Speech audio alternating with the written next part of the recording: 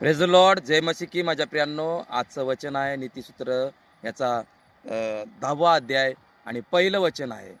जो वचनाच्या द्वारे देवबाप सांगत आहे, प्रभू येशू सांगत आहे की जो कोणी आज सुखामध्ये आहे, आज सुखी राहतो आणि त्याची संतान, त्याची मुलं जो देवाच्या इच्छेप्रमाणे चालत आहेत, देवाच्या आज्ञेचं पालन करत आहेत आणि देवाच्या वचनाला धरून चालत आहेत, तर आज त्याचा बाप सुखी असतो. माझ्या प्रियांनो, वचन सांगत आहे, काय म्हणत आहे? मुलगा शाना तर बाप सुखी.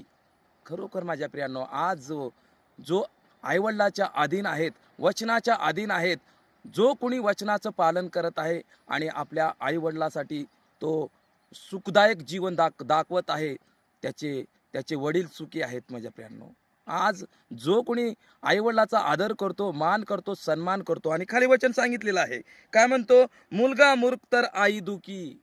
खरंच माझ्या प्रियांनो, आज जर आपण आज्ञेचं पालन करत नाही आणि आई वचनाच्या आधारे चालत नाहीत, तर खरोखर आज आपली आई दुःखी आहे आणि त्या आईला आपण दुःखी करत आहोत आणि परमेश्वराला पण दुःखी करत आहोत. आमेन.